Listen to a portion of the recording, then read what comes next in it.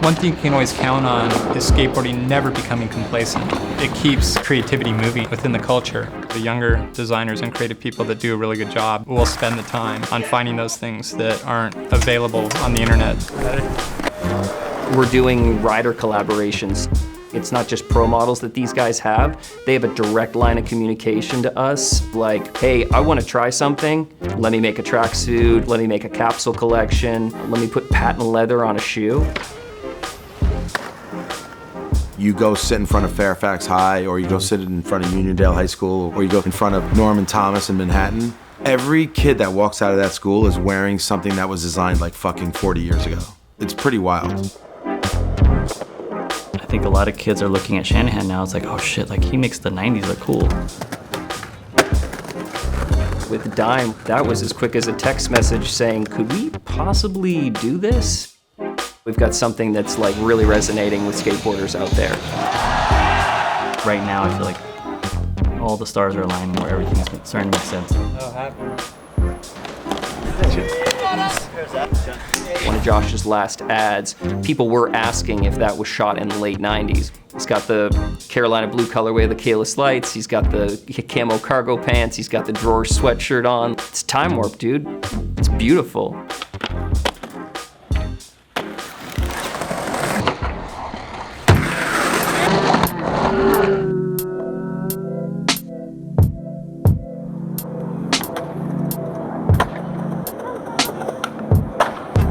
DC was one of the first skate brands in the industry, constantly pushing boundaries. And I think there was a period when it might have got away from that.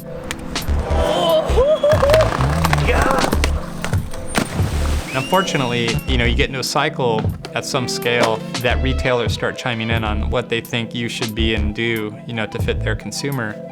And then over time, the risk of losing that revenue is such that you start having to listen. All the brands in our space through the mid-2000s found themselves in that cycle.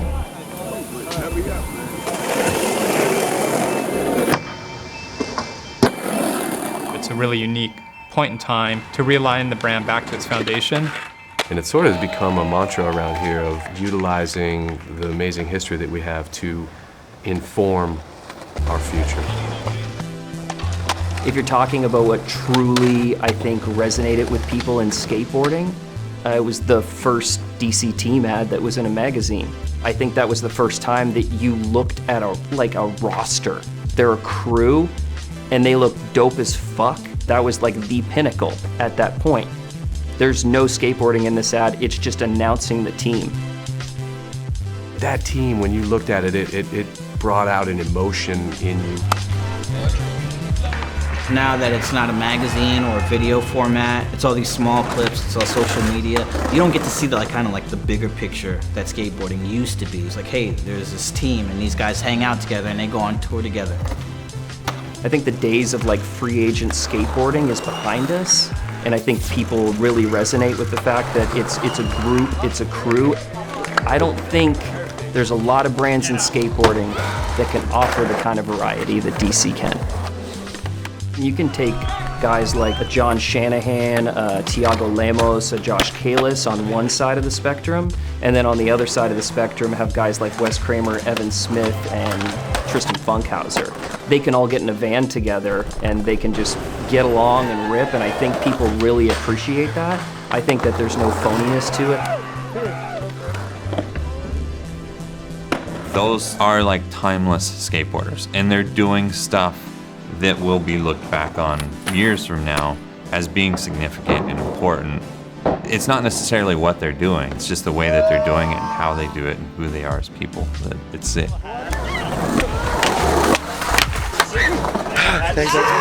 It's nice to see that DC's going back to what they always did well, and those things that they did well were timeless. I think bringing Damon back is definitely giving the brand credibility. He's been in 3 generations of streetwear.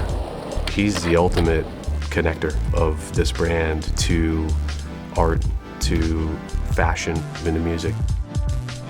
Oh shit, the kick out. Yeah. Right here, G. You gotta land it. I actually kind of like sitting in the background now, working a little bit more from a distance. My role is really to keep the brand authentic to what it was built on.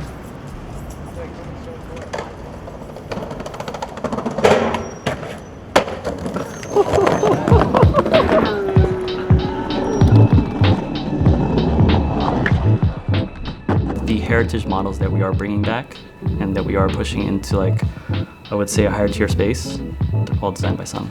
You have the Kalis, the Lynx, and the Legacy.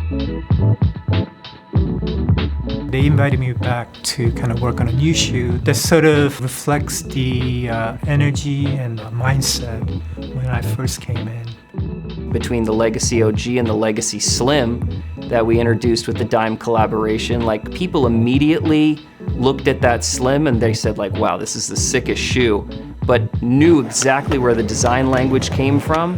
People fell in love all over again. You want the product to have some sort of emotional response, and yeah, you do feel it when it's there, yeah.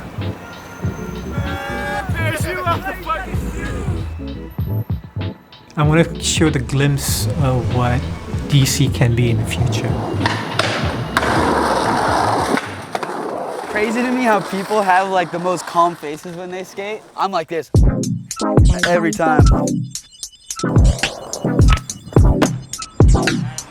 I think people honestly can be really excited about all these brand partnerships we have, whether it's in Europe or in Japan or here in the US, as far as like collaborations. People are excited to work with us.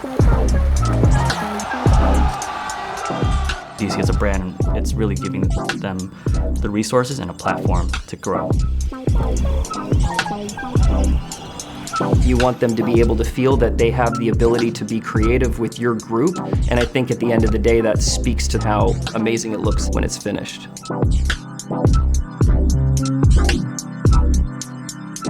You do want to push the limits and you do want to do something that's different so it can stand out, and I think that's what people expect from our brand. The most important thing about the future with the brand is that it's authentic. So